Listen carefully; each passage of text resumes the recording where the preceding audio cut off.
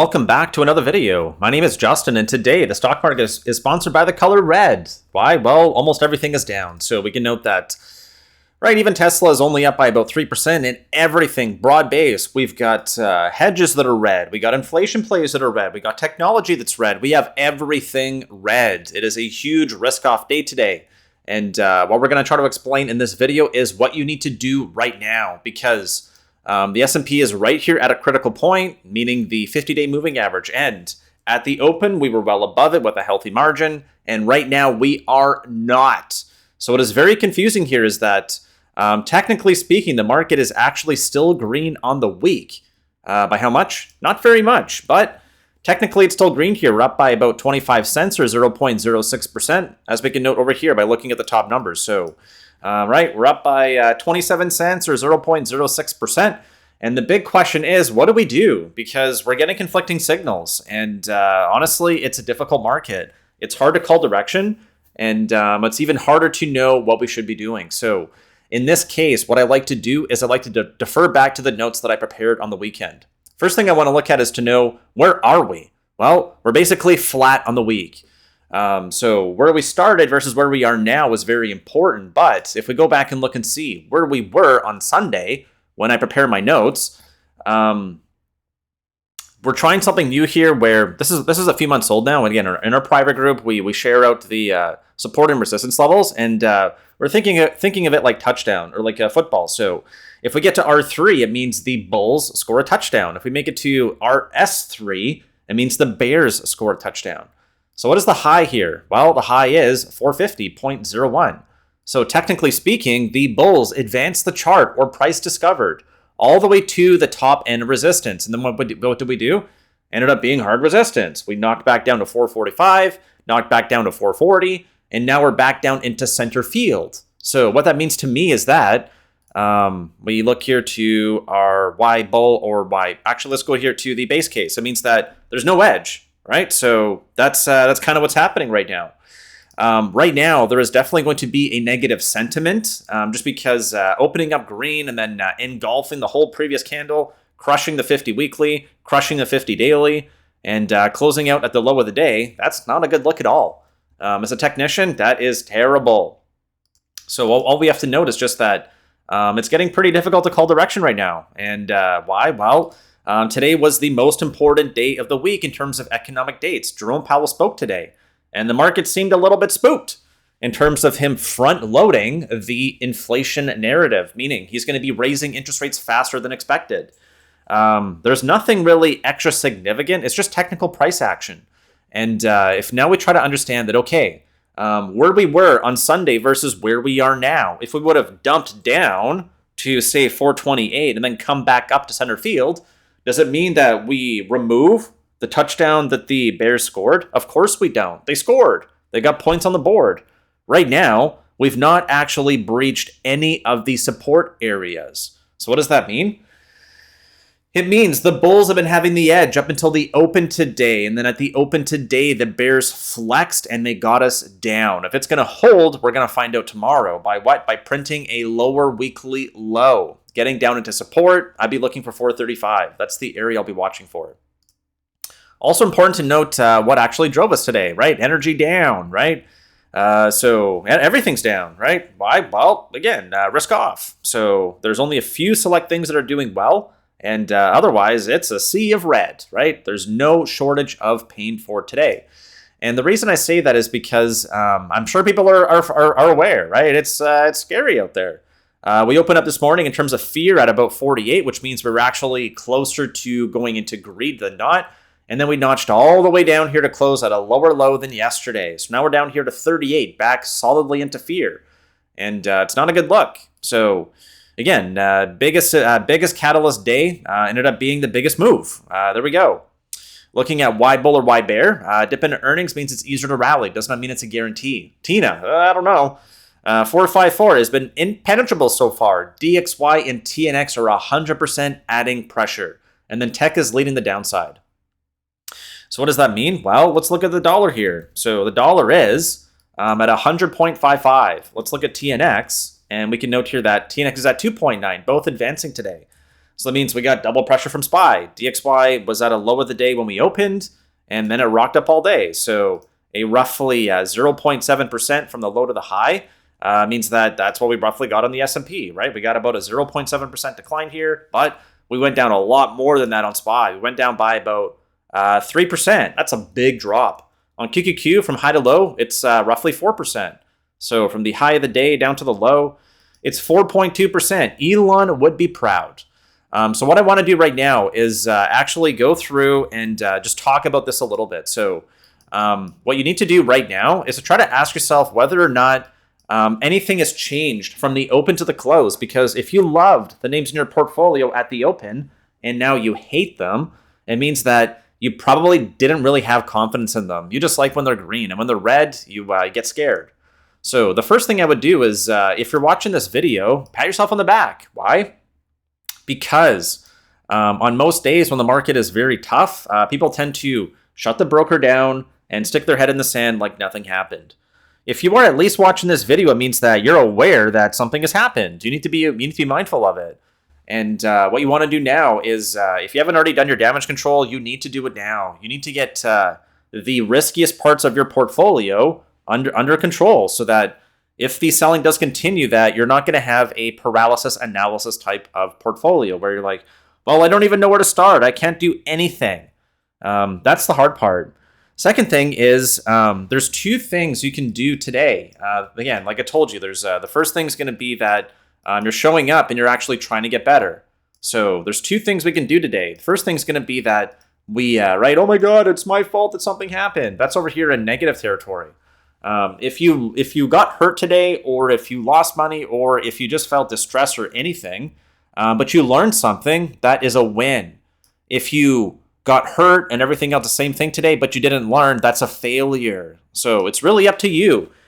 These same things happen in the market over and over and over and over and over and over and over. The sooner you recognize the patterns, the sooner you recognize what's happening, the sooner you can start not only avoiding making some of the worst mistakes, but actually profiting from this.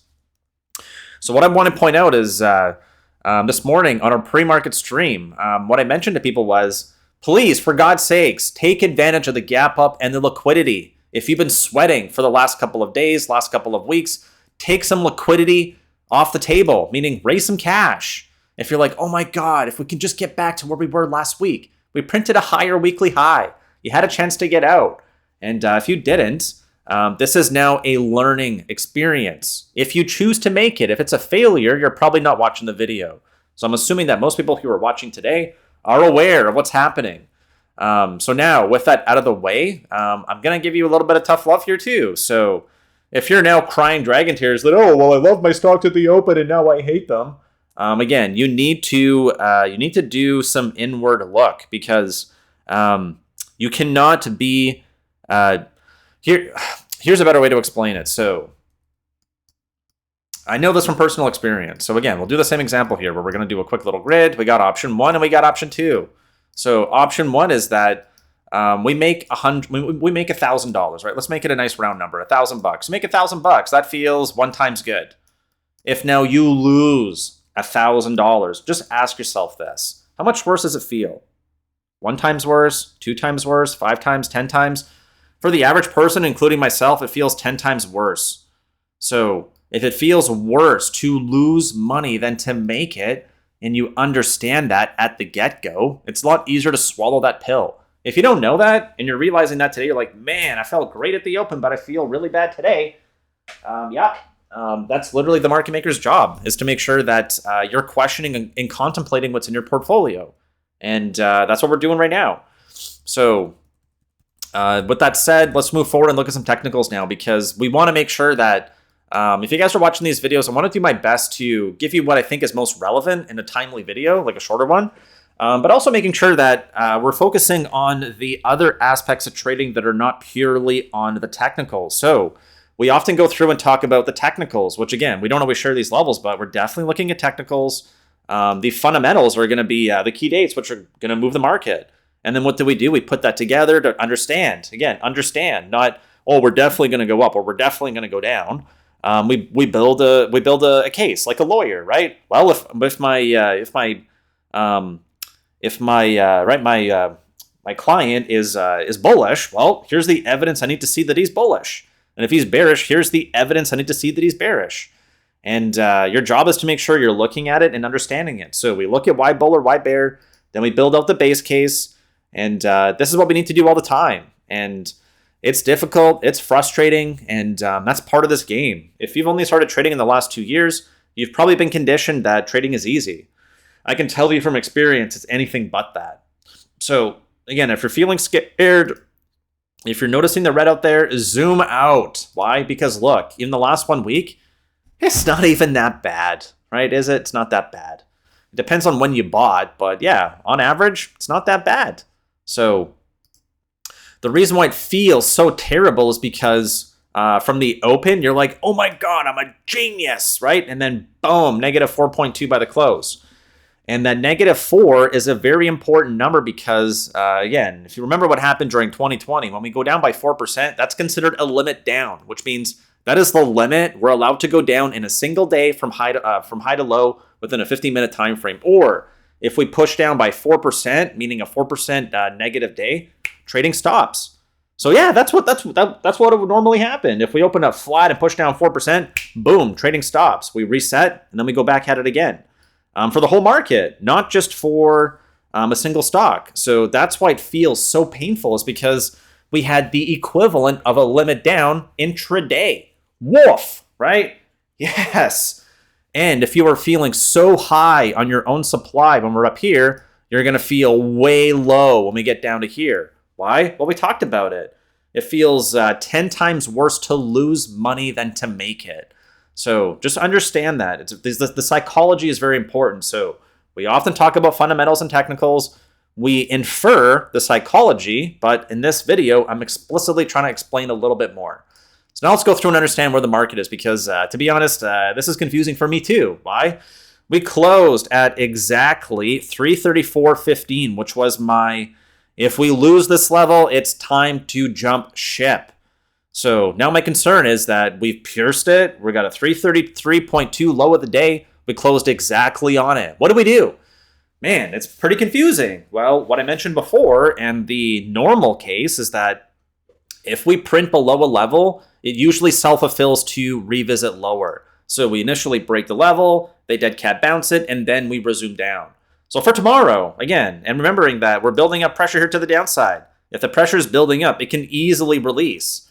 That's what the technicals tell us. Volume is on par, right at the 50 MA. It's not elevated. So if we fall back below, if we open up red tomorrow, it means that we are below 334.15. If we lose the low of the day at 333.2, it's time to cut, if not manage your positions. You can buy them back when we get back above 334 and de-risk it.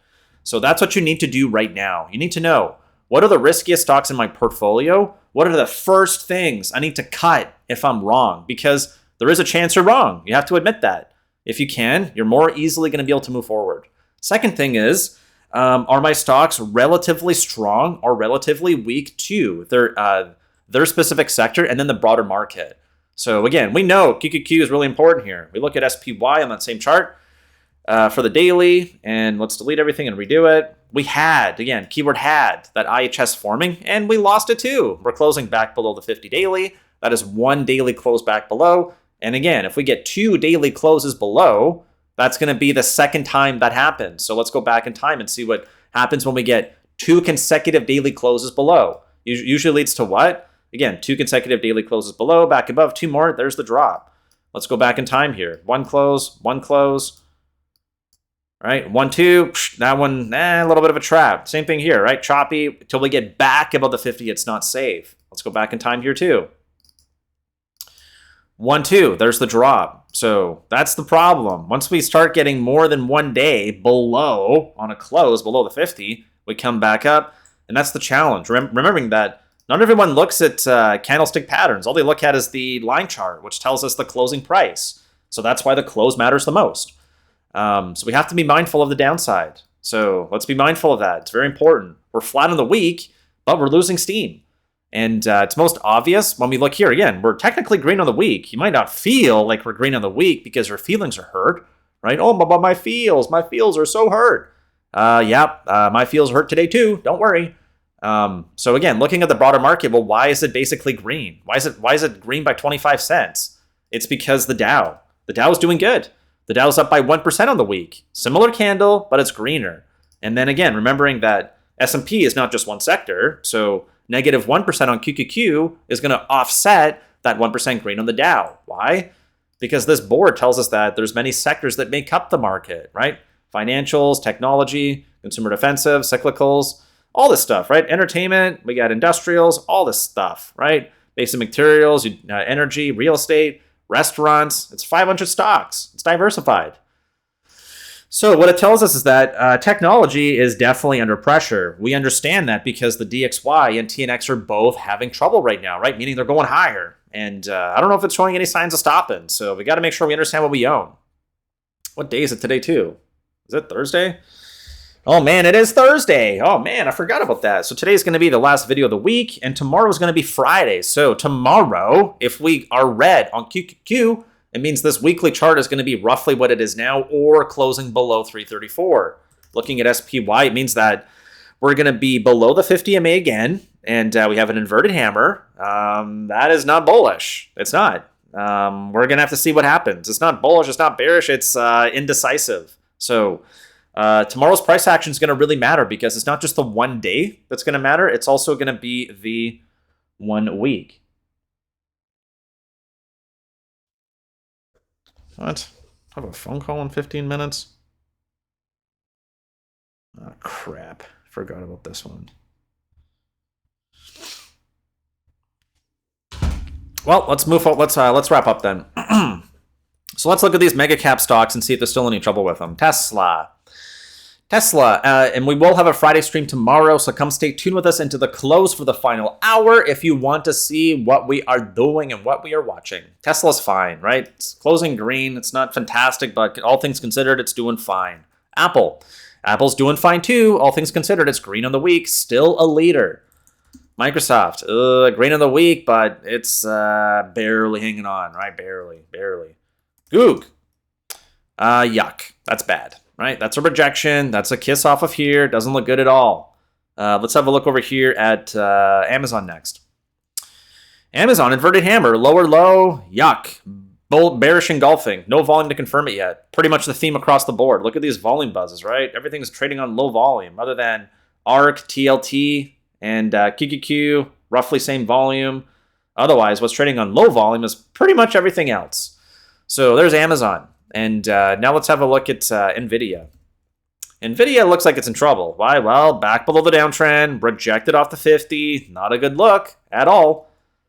And now let's have a look at our, even ARK, right? Forgot about that one. ARK. Yeesh, right? Yuck.